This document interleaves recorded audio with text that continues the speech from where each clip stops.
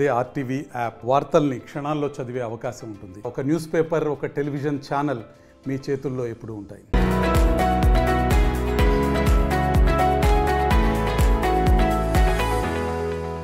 ఆ crime register అయిన తర్వాత అది కూడా 307 సెక్షన్ ఇంకా other sections non bailable sections మీద ఒక క్రైమ్ రిజిస్టర్ అయింది. తర్వాత చంద్రబాబు నాయుడు గారు దాని మీద యాంటిసిపేటరీ బెయిల్కి వెళ్ళడం జరిగింది. యాంటిసిపేటరీ బెయిల్ కూడా హైకోర్టు వారు శాంక్షన్ చేయడం జరిగింది. ఆ కేసు ఇన్వెస్టిగేషన్లో ఉన్నటువంటి దశ. ఇందులో ప్రభుత్వం మారింది. చంద్రబాబు నాయుడు గారి నాయకత్వంలో ఉన్నటువంటి కూటమి ప్రభుత్వం అధికారంలోకి వచ్చింది. అధికారంలోకి వచ్చిన తర్వాత ఇవాళ పత్రికల్లో చూసాం. ఈ కేసు ఆ రోజున అంగళ్ళ మార్కెటింగ్ కమిటీ మాజీ చైర్మన్ డిఆర్ ఉమాపతి రెడ్డితో కంప్లైంట్ ఇవ్వడం జరిగింది. ఆయన కంప్లైంట్ ఇచ్చారు. ఈ కేసు ఏంటో కొద్దిగా పూర్వపురాలకు వెళ్తే, చంద్రబాబు నాయుడు గారు ముదివేడు సమీపంలో 750 కోట్ల రూపాయలతో నిర్మిస్తున్నటువంటి ఒక రిజర్వాయర్కి సంబంధించినటువంటి అంశంలో ఆయన ఎన్జిటికి వెళ్ళి అక్కడ స్టే తీసుకొచ్చారు. దాన్ని సందర్శించాలి అనేటువంటి ఉద్దేశంతో ఆయన పెద్ద ఎత్తున నాయకుల్ని బలగాల్ని తీసుకుని వెళ్తున్నప్పుడు ఘర్షణ జరిగాయి. ఆ ఘర్షణ సందర్భంలో పోలీసుల్ని కొట్టేటటువంటి కార్యక్రమం చేశారు. వైఎస్ఆర్ కాంగ్రెస్ పార్టీ కార్యకర్తలను కొట్టేటటువంటి ప్రయత్నం చేశారు. ఒక పోలీస్ అధికారికి, ఒక పోలీస్కి అధికారో లేకపోతే ఆయన కానిస్టేబుల్, ఆయనకు గాయం కూడా అయింది. వీటిని పురస్కరించుకొని అప్పుడు ఉమాపతి రెడ్డి గారు ఇచ్చినటువంటి కంప్లైంట్ని ఆధారంగా చేసుకొని 20 మంది మీద 307 మరియు ఇతర సెక్షన్స్తో కేసు నమోదు చేశారు. జనరల్గా కేసు నమోదు చేసిన తర్వాత దాని యొక్క న్యాచురల్ కోర్స్ ఏంటంటే ఇన్వెస్టిగేషన్ చేస్తారు, ఆ తరువాత ఛార్జ్షీట్ ఫైల్ చేస్తారు, కోర్టులో విచారణ జరిగిన తర్వాత దానిలో వాస్తవాలు ఉంటే శిక్షిస్తారు, లేకపోతే లేదు. ఇది అందరికీ తెలిసినటువంటి ప్రొసీజర్. కానీ చంద్రబాబు నాయుడు గారికి అధికారం వచ్చిన తర్వాత ఆ పోలీస్ యంత్రాంగాన్ని దుర్వినియోగం చేసేటటువంటి కార్యక్రమంలో ఇవాళ ఈ ఉమాపతి రెడ్డి గారికి ఒక నోటీస్ సర్వ్ చేసి ఆయన ఇన్వెస్టిగేషన్కి సహకరించడం లేదు, వాస్తవాలు ఆయన చెప్పడం లేదు అని మీకేసి ఎత్తేస్తున్నాం అనేటువంటి ఒక నోటీస్ ఇచ్చేశారు. ఎంత దారుణం ఇది! ప్రజాస్వామ్య దేశంలో అతను ముఖ్యమంత్రి కావచ్చు, ప్రధానమంత్రి కావచ్చు, ఎంత గొప్పవారైనా కావచ్చు, ఒకసారి కేసు రిజిస్టర్ అయిన తర్వాత అది కోర్టుకు వెళ్ళకోకుండానే దాన్ని పోలీసుల ఇన్వెస్టిగేషన్లోనే క్లోజ్ చేయాలనే ప్రయత్నం చేయటం అనేది అధికారంలో ఉన్నాడు కాబట్టి చంద్రబాబు నాయుడు గారు చేసుకుంటున్నారు. ఈ ధర్మమేనా అని అడుగుతా ఉన్నా. రేపైనా ఇంతే కదా.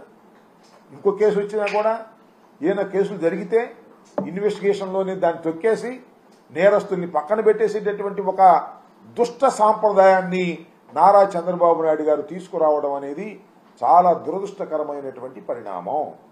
ఇవాళ ఏం జరుగుతూ ఉందంటే రాష్ట్రంలో వారి మీద ఉన్నటువంటి కేసుల్ని, ఎవరి మీద, తెలుగుదేశం పార్టీ వారి మీద ఉన్న కేసుల్ని, ముఖ్యమంత్రి గారి మీద ఉన్న కేసుల్ని, లేదా తెలుగుదేశం పార్టీకి ఒత్తాసు పలికేటటువంటి వారి మీద ఉన్నటువంటి కేసుల్ని తీసేసే కార్యక్రమం చేస్తున్నారు. జగన్మోహన్ రెడ్డి గారు వైఎస్ఆర్ కాంగ్రెస్ పార్టీ మీద కొత్త కేసులు సృష్టించి పెడుతున్నారు. మీరు చూశారు కదా, ఎన్టీఆర్ భవన్ మీద, అంటే తెలుగుదేశం ఆఫీస్ మీద దాడి జరిగిందని కేసు రిజిస్టర్ చేస్తే ఇన్వెస్టిగేషన్ దశలో ఉంటే దానిలో కొంతమందిని 41 నోటీస్ ఇచ్చి అరెస్ట్ చేసి వదిలేస్తే మళ్ళా కొత్తగా కేసు ఓపెన్ చేసి దానిలో 307 వేశారు. దానిలో 307 వేసి మళ్ళా కొత్త వారిని అరెస్ట్ చేయాలనేటువంటి ప్రయత్నం చేస్తే కొంతమంది అరెస్ట్ చేశారు, కొంతమంది బెయిల్కి వెళ్ళారు. ఈ విధంగా పోలీసుల్ని, పోలీసు వ్యవస్థని ఉపయోగించుకొని తెలుగుదేశం పార్టీ వారినేమో కేసుల నుంచి తప్పించేటటువంటి కార్యక్రమం, వైఎస్ఆర్ కాంగ్రెస్ పార్టీకి సంబంధించిన నాయకులనేమో కొత్త కేసులు పెట్టి వాటిలో ఇరికించి వాళ్ళని వేధించాలి అనేటువంటి కార్యక్రమం.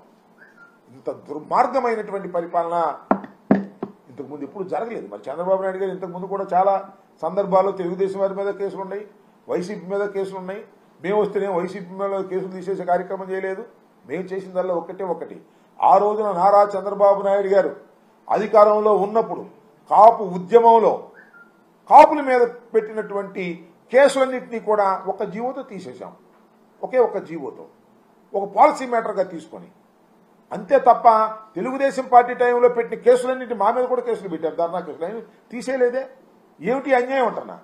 ఒక లా అండ్ ఆర్డర్ను మెయింటైన్ చేయాల్సినటువంటి ప్రభుత్వం తమ మీద కేసుని తీసేసుకోవడానికి అధికారం ఉపయోగించుకునేటువంటి పరిస్థితి చేస్తుందంటే నిజంగా చంద్రబాబు నాయుడు గారు ఏం చేయాలంటే, ఎస్ వైఎస్ఆర్ కాంగ్రెస్ పార్టీలో నా మీద కేసు పెట్టారు, ఇది ఫాల్స్ కేసు, దీన్ని కోర్టులో ఎదుర్కొంటాను, కోర్టులో ఎదుర్కొని కోర్టు నుంచి పునీతంగా బయటకు వస్తాను అని చెప్పాలి. కానీ పోలీస్ ఇన్వెస్టిగేషన్లోని అధికారులను అడ్డం పెట్టుకుని కేసులు తీసేసేటటువంటి కార్యక్రమం చేస్తున్నారంటే ఇది నిజంగా ఈ ప్రజాస్వామ్య దేశంలో ఎంత ఘోరంగా చంద్రబాబు నాయుడు గారు ప్రవర్తిస్తున్నారో ప్రజలు అర్థం చేసుకోవాలి, మేధావులు అర్థం చేసుకోవాలని కూడా ఈ సందర్భంగా నేను మనవి చేస్తున్నాను.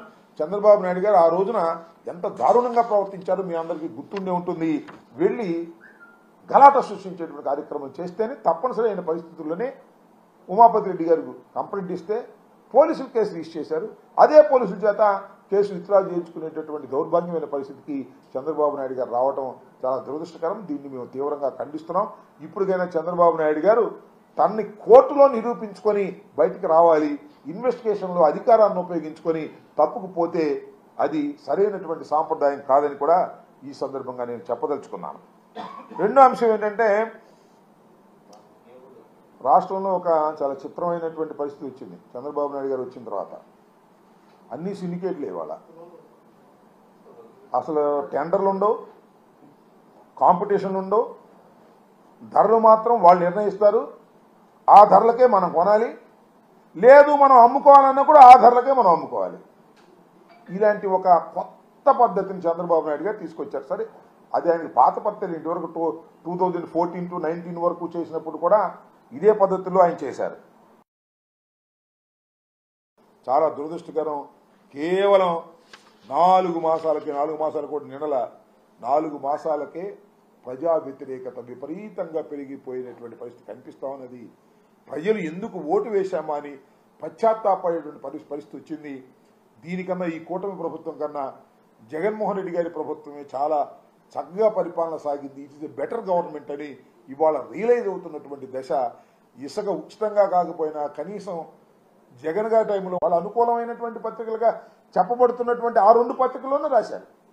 బ్రాంతి షాపుల విషయం కానీ ఇసుక కానీ ఆఫ్టర్ ఫెయిల్యూర్, ఇసుకలో ఏ విధంగా ఆఫ్టర్ ఫెయిల్యూర్ అయ్యారో రేపు నాణ్యమైనటువంటి మందులో కూడా ఆఫ్టర్ ఫెయిల్యూర్ కాబోతున్నారు అనే విషయాన్ని దయచేసి గుర్తుపెట్టుకోమని మనవి చేస్తున్నా.